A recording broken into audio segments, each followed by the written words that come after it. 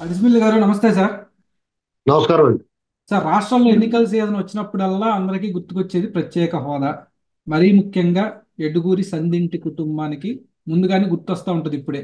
దేనికంటే షర్మిల గారు రోడ్డంతా తిరుగుతూ ప్రత్యేక హోదా అంటున్నారు. నిన్న జగన్మోహన్ రెడ్డి గారు కూడా అసెంబ్లీలో ప్రత్యేక హోదా గురించి లేవనెత్తారు. అసలు మీ ఉద్దేశం ఏంటి సార్? అసలు మీకు ఎలా అనిపిస్తుంది? ఆ, వీళ్ళు చేస్తుంది సరైన టైంలో ఒత్తిడి ఏమైనా తీసుకొస్తున్నారా కేంద్ర ప్రభుత్వం మీద? అలా చూడొచ్చు. మీకు ప్రత్యేక హోదా అనేటువంటి దాని గురించి ఇప్పుడు ఎవరు మాట్లాడినా వాళ్ళందరూ దొంగలంట. వాళ్ళు ఇవ్వలేదని అనొచ్చు. ఎవరో బీజేపీ మోసం చేసింది ఇవ్వలేదని మన విమర్శ చేయడానికే వాడాలి దాన్ని. ఇది ఓపెన్ గా చెప్తున్నాను. రాజకీయంగా మాత్రమే వాడాలి. అంతేగాని ప్రత్యేక హోదా తెస్తాం, మేము ఇస్తాం, ఇవ్వాలి, ఇలాంటి మాటలు మాట్లాడితే దొంగోళ్ళు వాళ్ళందరూ. ప్రత్యేక హోదా గురించి ధర్మ పోరాటం చేసిన చంద్రబాబు నాయుడు గారి కాళ్ళకి కర్ర అడ్డం పెట్టిన ఈ వీళ్ళు ఏ ముఖం పెట్టుకుని ప్రత్యేక హోదా గురించి మాట్లాడతారని ఎవడైనా సరే. కెళమెక్కిన తెప్పెళాలు, మూతలు లేని మరచెమ్ములు, మేజువాణి బృందాలు అన్ని కలిపి ఇవాళ రికార్డింగ్ డ్యాన్స్ చేస్తే ఎవడు నమ్ముతాడండి? అసలు బుద్ధి ఉందా వీళ్ళకి? ప్రత్యేక హోదా ఎందుకయ్యా నీకు? ఆ ప్రత్యేక హోదా రావాలంటే నువ్వు ఉండాలి కదా. నీ రాష్ట్రం రాష్ట్రంలో ఉండాలి కదా. ఈ అరాచకవాది పరిపాలనలో నీ రాష్ట్రం గోతులు పడిపోయింది, గుంటలు పడిపోయింది. ఫిజికల్ గా రోడ్ల గుంతలు పడిపోయింది. మీ మనసులు కూడా చిల్లులు పెట్టేసేటప్పుడు శాడిస్ట్ భర్త సిగరెట్ కాల్చి భారీగా అంటించినట్టు అంటించేసాడు మీ అందరికన్నా. వేధించేసాడు. సిగ్గు లేకుండా అతను అసెంబ్లీలో మాట్లాడతాడు ప్రత్యేక హోదా గురించి. మెడల వంచి తెస్తారని దాని గురించి 4.5 ఏళ్ళు మాట్లాడకుండా ఎలక్షన్ ముందు వచ్చిన తర్వాత ప్రత్యేక హోదా వస్తే ఎంతో బాగుంటుంది. ఎందుకు బాగోదు? రాబోయినా బాగానే ఉందన్నావు కదా మొన్నటిదాకా. దీని గురించి నిజంగా పోరాటం చేసిన, రాష్ట్రం కోసం తప్పించిన ఒక తపస్వి, ఋషి, యోగి, ఎన్నట్లుగా అర్హుడు చంద్రబాబు నాయుడు గారు. ఇంత బాగా చెప్పొచ్చు మనం అతని గురించి. అతను ఎలాగైనా ద్వేషించండి, ఏమైనా ద్వేషించండి. అతను రాజకీయాల గురించి మీరు విమర్శించండి, కానీ రాష్ట్రం గురించి తపన పడే వ్యక్తులు ఆయనే ప్రథముడు. ఈ దేశం గురించి కూడా ఆయన ఆవేదన, తపన ఉంది.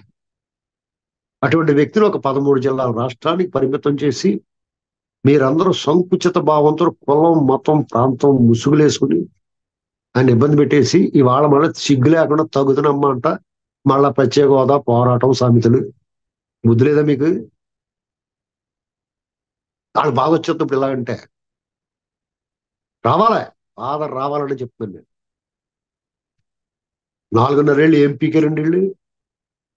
Sorry sorry sorry, please please please అంటారు అన్నప్పుడు ఏం పీకారు మీరు? రాష్ట్రంలో లా అండ్ ఆర్డర్ ఏమైపోయింది? ప్రత్యేక ప్రత్యేక హోదా రావాలి. మరి అమరావతిని సర్వనాశనం చేస్తుంటే ఒకడు అంటాడు 3 రాజధానులు మంచి ఆ కాన్సెప్ట్, రాష్ట్ర అధికార వికేంద్రీకరణ అంటాడు. ఇవాళ ఢిల్లీలో ప్రత్యేక హోదా గురించి మాట్లాడుతున్న ఒక ఐపీఎస్ ఆఫీసర్ అంటాడు అప్పుడు 3 రాజధానులు అంటే అబ్బాయి అధికార వికేంద్రీకరణ మంచి ఆలోచన అంటాడు. ఇంకొకడేమో ప్లీజ్ ప్లీజ్ అని ప్రత్యేక హోదా సాధన సమితి పెట్టేసుకున్నవాడు ఒకడు అంటాడు. జగన్మోహన్ రెడ్డి గారు ప్లీజ్ ప్లీజ్ అంటారు అన్నాడు. ప్లీజ్ ప్లీజ్ ఏంటి అని గదవాలి కదా. గదిగితే ఎర్రగొట్టేస్తారని భయం. ఇప్పుడు షర్మిల గారు వచ్చేసి ఆంధ్ర గురించి మాకెందుకు, నేను ఇక్కడ కోడళ్ళని తెలంగాణలో మాట్లాడి ఇప్పుడు మళ్ళీ ఇక్కడికి వచ్చి కాంగ్రెస్ లో దూరిపోయి వాళ్ళు మాట్లాడు.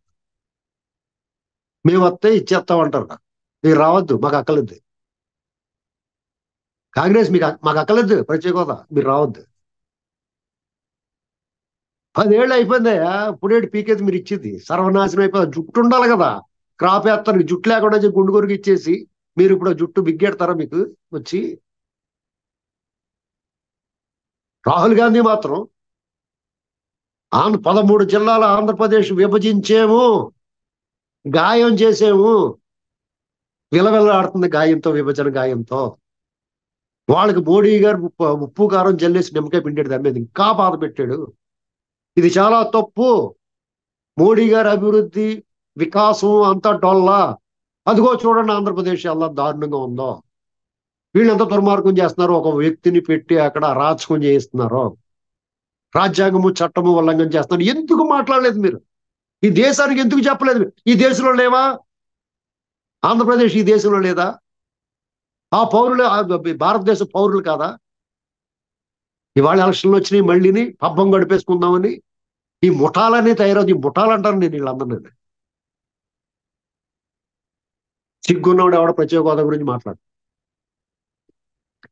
సిగ్గు చివిడిపోయిందా మీకు? ఇది ఆవేదన అండి, ఆక్రోశం. 4.5 ఏళ్ల పాటు అసలు ఆలోచించడానికి లేకుండా ప్రజల్ని ఉక్కిరి బిక్కిరి చేసేసి అసలు వాళ్ళు అయోమయంలో పడిపోయారు జనం. చిన్నపిల్లలకి మూతికి తేనె రాస్తారు, నాలుగుతో తడుపుకుంటూ అలాగా ఉంటారు. పాపం ఆ తల్లి పాలు ఇచ్చి ఈ సమయం గ్యాప్ ఉంటుంది కదా, ఆకలేస్తూ ఉంటుంది. వాళ్ళు ఏం మాట్లాడలేరు, ఏడుస్తారు పాపం కాసేపు. ఆ మూతికి తేనె రాస్తే సీక్కుంటూ ఉంటారు. అలా చేశారు మనకి జగన్మోహన్ రెడ్డి గారు. భిక్ష భిక్ష ప్రజల భిక్షగాళ్ళ ప్రజల భిక్షకాళ్ళగా ఆయన మాట్లాడిన ఒక పెద్ద ఐఏఎస్ ఆఫీసర్ కూడా జగన్మోహన్ రెడ్డి చాలా నిజాయితీ పడు. సిగ్గు లేదా? నీ చదువు వ్యర్థం, నీ చదువు ఒక చదివేనా? నిజంగా నువ్వు చదువుకుని పాస్ అయ్యేవా? జగన్మోహన్ రెడ్డి చాలా నిజాయితీపరుడా? ఎందులో నిజాయితీపరుడు? ఇలాంటి వాళ్ళని పెట్టుకుని మనం వాళ్ళని ఫాలో అవుతా, వాళ్ళు చాలా గొప్ప వాళ్ళని నమ్ముతా మనం. ఏం చేయదలుచుకున్నాం? ఏ రాష్ట్రంలో లేదండి దరిద్రం మనకి, తెలుగు వాళ్ళకి ఆంధ్రప్రదేశ్లో వచ్చింది ఇలాగా.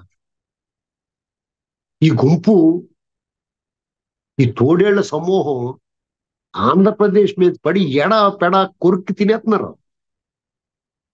మతం పేరుతో, కులం పేరుతో, ప్రాంతం పేరుతో ఒక్కొక్కడు ఒక్కొక్క రకంగా తయారైపోయి వచ్చేస్తారు. రక్తం పీల్చేస్తున్నారు. బ్లడ్ సక్కర్స్ వీళ్ళంతా, సంఘ వ్యతిరేక శక్తులండి వీళ్ళందరూ. అసలు ఈ గరగ ఎలా దింపాలరా బాబు? వీడిని ఎలా ఇంటికి పంపించాలి? వాతావరణం మళ్ళా యథాస్థితికి రావాలి, ప్రజాస్వామ్యం ఉండాలి, రూల్ ఆఫ్ లా పాటించాలి, చట్టం తన పని చేసుకోవాలని ఆలోచించకుండా ప్రత్యేక హోదా ఇవ్వలేదు అంటే, ప్రత్యేక హోదా గురించి మాట్లాడితే ఇప్పుడు BJP Janasena, TDP Janasena BJP పొత్తులు అంటున్నారు కదా, వీళ్ళకి ముందరి కాళ్ళకి బంధం ఏమిటం అనమాట. రాజకీయంలో కూడా ఇంత హీనంగా అంటే మళ్ళా జగన్మోహన్ రెడ్డికి మేలు చేద్దామనే కదా ఇదంతా. అంతే కదా, అదే అర్థం కనిపిస్తుంది. జగన్మోహన్ రెడ్డికి మేలు చేయటం అంటే మీరు పాతాళానికి మెట్లు వేసుకున్నట్టే, లిఫ్ట్ వేసుకున్నట్టు.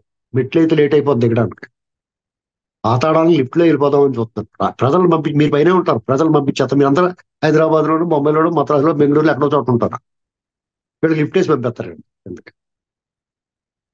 మా చిన్నప్పుడు నూతిలో కుక్కమూతోళ్ళు ఉండేవారు అని చెప్పేవారు. నుయ్యి ఉంటది కదా బావి, ఆ బావిలో కుక్కమూతోళ్ళు ఉంటారు పాతాళంలోను.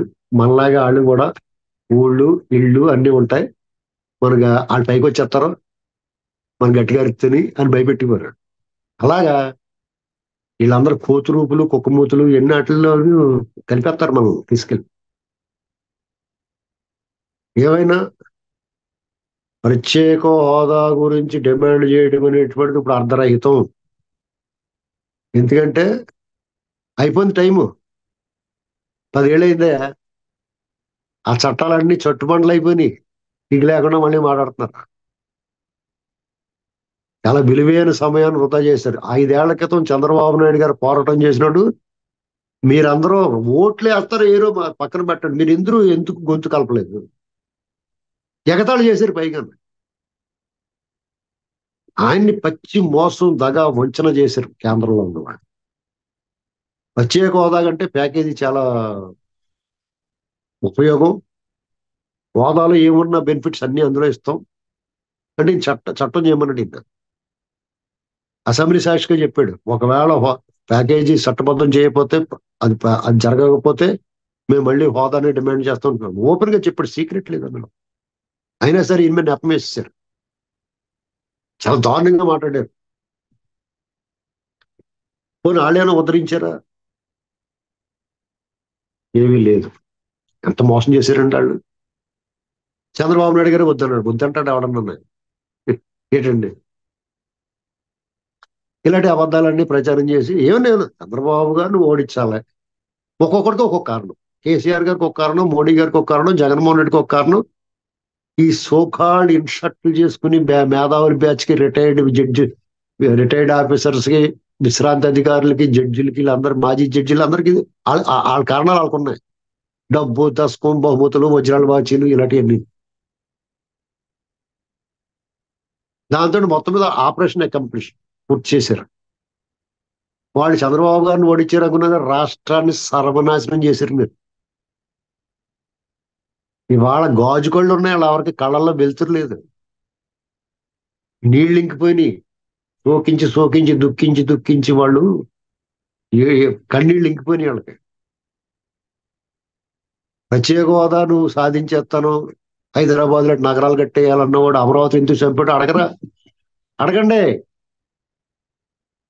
అన్ని అమర్చి పెడితే నువ్వు ఎందుకు చంపేసావు దాన్ని?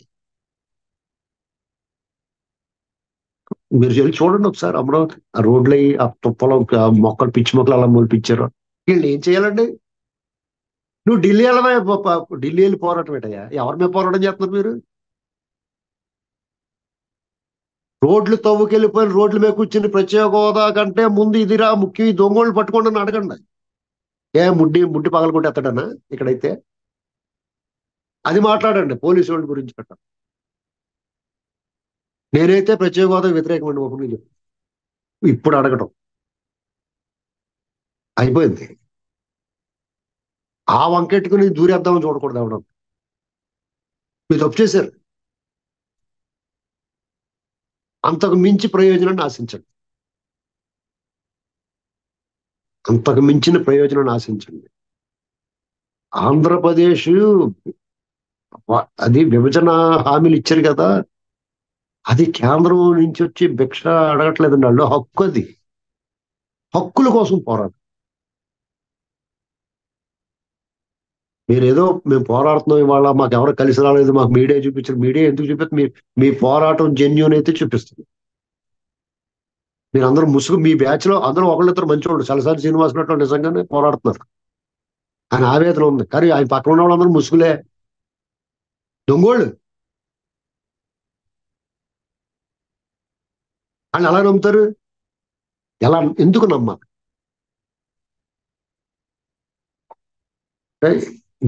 అల్టిమేట్ గా ఇదంతా కూడా ఎలక్షన్, ఎన్నికలు, పోరాటం, ఓట్లేనండి. దీని వెనకాల కొంతమంది తెలియకపోవచ్చు, అందులో పాల్గొన్న వాళ్ళకి ఎవడున్నాడు దీని వెనకాల. ఆ వైపు డ్రైవ్ చేస్తూ ఉంటారు అలా.